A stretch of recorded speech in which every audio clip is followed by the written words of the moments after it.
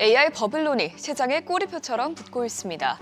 셧다운 해제에 대한 기대감으로 시장은 연이틀 호재를 누리긴 했지만 오늘도 AI 고평가 논란이 지속되면서 기술주들이 하루 만에 다시 반락했습니다. 그동안 시장은 AI를 기반으로 크게 올랐기 때문에 앞으로의 뉴욕 증시 향방은 AI 기업들이 모멘텀을 회복하는지에 따라서 달려있을 것으로 보입니다. 기술주들이 약세를 보이면서 오늘 뉴욕 증시는 결국 혼조세로 마감했습니다. 다우지수는 1.18% 뛰어 오르면서 사상 최고치를 경신했고요. S&P 500 지수도 0.21% 상승 마감했습니다. 반면에 나스닥 지수 홀로 0.25% 빠졌습니다. 시총 상위 종목 확인해보면 엔비디아가 3% 가까이 급락했습니다. 어제 소프트뱅크가 엔비디아 주식 전량을 매도한 것으로 알려졌는데요.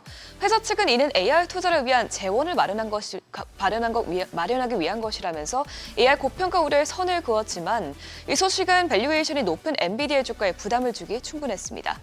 또 엔비디아가 투자한 코어비브가 실망스러운 가이던스 전망과 영업이익률을 내놓은 것도 AI 거품론에 대한 우려를 키웠습니다. 또 이런 건데 마이클 보리도 또 AI 테마에 찬물을 끼얹었죠. 그는 하이퍼스케일러들의 막대한 수익이 과장된 것일 수 있다면서 기업들이 내용 연수를 늘려 감가상각 비용을 적게 계상하면서 인위적으로 수익을 끌어올리고 있다고 비판했습니다. 그래도 나머지 기업들은 대체로 상승한 채 거래를 마쳤는데요. 마이크로소프트와 알파벳은 AI 투자 확대 소식을 내놓은 가운데 각각 0.53%, 0.4% 올랐고요. 애플은 아이폰 에어의 후속 모델 출시가 연기될 것이라는 소식에도 큰 폭으로 올랐는데요. AI 투자와 가장 거리가 멀기 때문에 오늘도 기술주 하락장 속에서 방어주 역할을 한 것으로 보입니다. 시총 6위부터도 보면 메타는 수석 AI 과학자인 얀 르쿤이 회사를 떠난다는 소식에 0.74% 빠졌고요. 테슬라는 중국 판매량이 급감했다는 소식이 재차 주목받으면서 오늘 주가가 1.26% 떨어졌습니다. 중국 업체들의 굴기에 직면하면서 테슬라는 미국에 이어서 두 번째로 큰 시장인 중국에서도 고전을 면치 못하고 있는 상황입니다. 그 밖에 브로드컴은 반도체들이 약세를 보인 영향에 오늘 2% 가까이 빠졌고요. 반면에 고평가 부담에서 적은 헬스케어 업종이 대부분 강한 초록불을 켜내면서 일라이릴리도 오늘 강세로 마감했습니다. 이렇게 셧다운 노이즈가 없어지니 이제 투자자들의 관심은 다시 경제 데이터로 돌아왔는데요. 점점 경기 둔화에 대한 우려의 목소리가 커지고 있는 가운데 실제로 지난달에 민간 고용이 약화된 것으로 나타났습니다.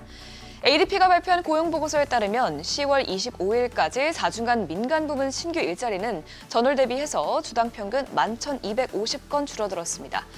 앞서 지난주에 발표한 보고서에서는 주당 평균으로 10,000건 이상 증가했다고 밝혔는데 이를 보면 노동시장이 10월 말로 갈수록 뚜렷하게 둔화되고 있는 것으로 보여집니다.